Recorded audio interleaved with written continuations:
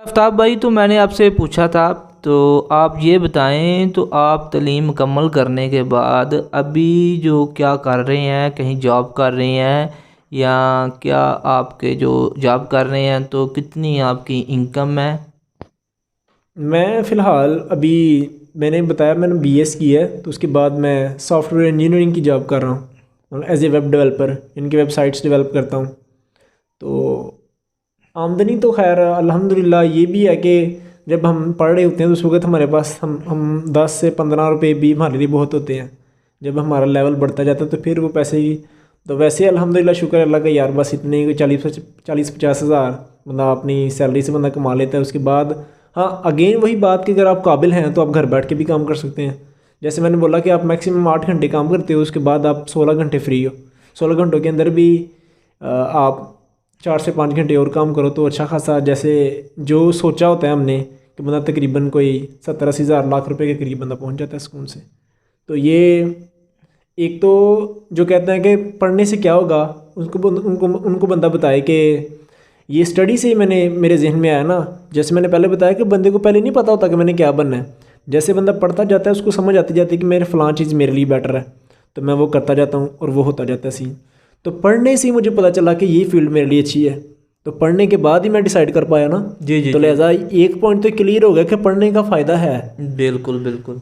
तो that's it.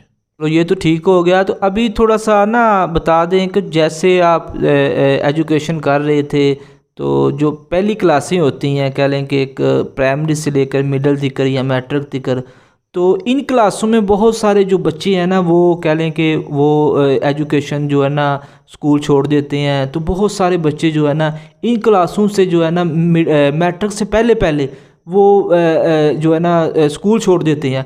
तो इसका मसला क्या है? तो इसके जो कह लें कि ये जो उनका माइंड जो है ना वो कैसे ख़राब होता है, इसमें किसका जो कह लें कि एक वो कसूर है या क्या मसला? इसमें बुनियादी 3-4 चीज़ें हैं। इंग्लिश की कहावत है the man is known by the company he keeps, यानी कि आदमी अपनी सोहबत से पहचाना जाता है। ठीक है।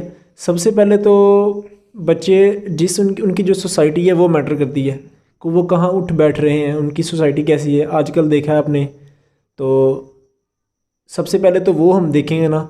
कुछ बच्चे तो उसकी वजह से सपोज़ कि एक बच्चा स्कूल जा रहा है और 2-3 दोस्त हैं या 2 दोस्त हैं उसके जो स्कूल नहीं जा रहे, वो काम करते जी हैं, तो जी जी ओबियसली वो उनसे जो बातें करेंगे वो काम से रिलेटेड करेंगे, वो पैसों की बात करेंगे, तो जी बच्चे का जी। जहन डाइवर्ट हो जाए, वो कहेगा कि मैंने पढ़ना नहीं, मैंने काम करना है। बिल्कुल बिल्कुल। एक चीज़ तो ये हो गई। दूसरी जो बुनियादी वजह है वो है कि कुछ बच्चे, यानी कि सब नहीं, उनमें से कुछ बच्चे हैं जो घरेलू जिनके मसले होते हैं या जिनके पास वसाइल नहीं होते, वो उनकी वजह से छोड़ देते हैं। तो ये भी है। इसके लिए फिर ओबियसली हमें हमारी गवर्नमेंट को बोलना चाहिए कि भाई इनको सपोर्ट करें। ओबियसली गवर्नमेंट कर रही है।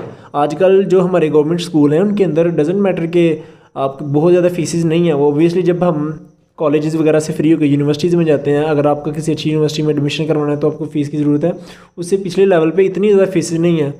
हाँ, मगर ये होता है उनका कि उनके घर में कोई वसाइल नहीं होता जो आमदनी आ सके, तो फिर उनको छोड़ना पड़ता है स्कूल।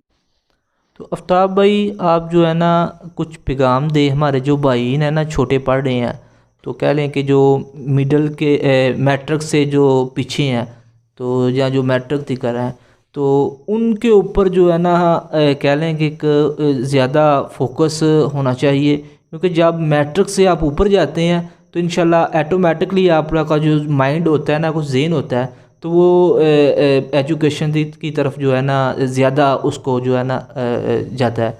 तो उनके लिए कुछ पैगाम दें ताकि वो आपकी बात सुने, तो उनका जो माइंड है थोड़ा सा वो चेंज हो।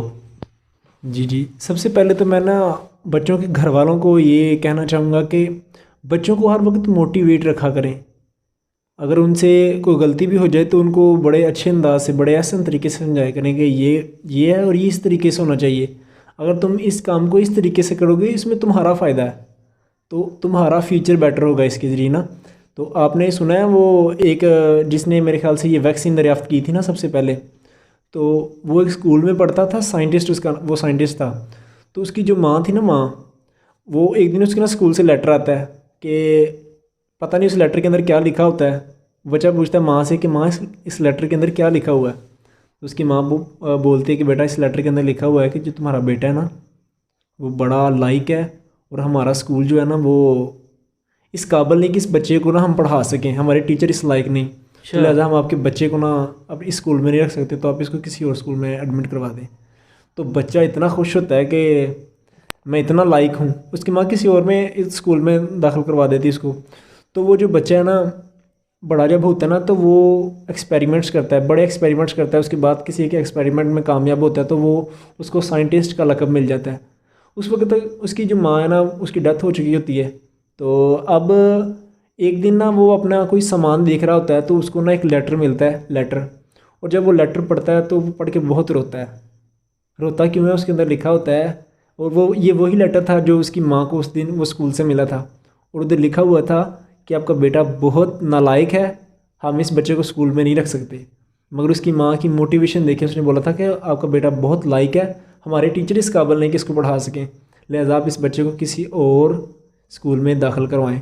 तो उसकी उस माँ की एक मोटिवेशन से उस बच्चे की ज़िंदगी बदल गई।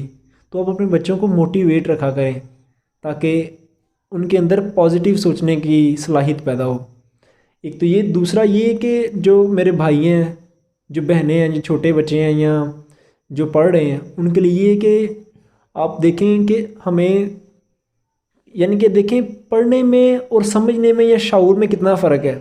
आज की साइंस हमें कहती है कि रात को सोना चाहिए, मगर हमारे जो अल्लामा इकबाल हैं वो कहते हैं कि नहीं, काश के मुझे रात की बेदारी नसीब हो जाए। अच्छा, अब किसको सही बोलेंगे, अल्लामा इकबाल को बोलेंगे या डॉक्टर को, या किन को सही बोलेंगे? तो इसके अंदर दो तीन चीज़ें आ जाती हैं ना कि अब देखें एक बच्चा है वो रात को जागना चाह रहा है, किस लिए? कि उसने पढ़ना लिखना है, अपनी नशो अच्छी करनी है। एक बच्चा है वो कोई काम कर रहा है और उसने कहा कि मैं इस काम में कामयाब होना है, वो रात को मेहनत कर रहा है, ठीक है। एक बच्चा है वो रात को मेहनत कर रहा है कि भाई मैंने कोई बिज़नेस शुरू किया है, उसको ग्रो अप करना है रात को, जैसे लैपटॉप वगैरह पे ये सब चीज़ें इस्तेमाल करके। तो द थिंग इज़ कि अपने अंदर कोई पैशन पैदा करें। ज़िंदगी में एक मिशन होना चाहिए हमारा, जिसको पूरा करने के लिए चाहे हम रात को जागें, दिन को जागें, वट एवर द सिचुएशन, हमने उसको पूरा करना है। तो ये चीज़ें अपने जहन में रखें तो इंशाल्लाह आप कामयाब होंगे, क्योंकि आपको पता ही नहीं कि आप कितने इंटेलिजेंट हैं, आपका दिमाग कितना चल सकता है। अल्लामा इकबाल फरमाते हैं कि खुदा तुझे किसी तूफ़ान से आशना कर दे कि तेरे बहर की मौजों में इज़्तिराब नहीं। क्या बात। तो ये चीज़ें बड़ी मैटर करती हैं लाइफ में। अंदर मोटिवेशंस का होना, हमारे अराउंड जो पीपल हैं उनका मोटिवेटेड होना, बस लाइफ में हर वक्त सीखते रहना चाहिए। तो बहुत शुक्रिया आफ्ताब भाई, आपने हमें अपना कीमती टाइम दिया। तो व्यूज़, जैसा कि मैं पिछली वीडियो में भी आपको यही बात पे डिस्कस कर रहा था, यही बात पे जो है ना तवज्जो दिला रहा था कि जो बच्चे के वालिदैन हैं उन्होंने अपने बच्चे का जो माइंड है उसको बरकरार रखना है, उसको फोकस करना है पढ़ाई की तरफ, और उसको डिप्रेशन का शिकार नहीं होने देना। जो ज़्यादा एक जो है ना फोकस नहीं करना, बस उसको रिलैक्स भी रखना है ताकि वो अपनी सपोज करें ना आपका बच्चा जो है वो, आप कह रहे हैं कि वो पढ़े मगर उसका इंटरेस्ट पढ़ने में कम है, वो खेलने में ज़्यादा है, तो नो वरीज़, मसला नहीं। उसको बस इस चीज़ में मोटिवेट रखना है कि यार थोड़ी एजुकेशन साथ जारी रखो, खेलो जितना मर्जी, डजेंट मैटर, क्योंकि अल्टीमेट गोल अगेन हमारा क्या है? अगर बच्चा पढ़ लिख जाए तो वो अच्छे पैसे कमाए, उसका नाम हो, तो यार वो खेल कूद के भी वही नाम कमा सकता है। बस उसको मोटिवेट रखना है अपने, ये चीज़ अपने पास। थैंक्स, शुक्रिया। तो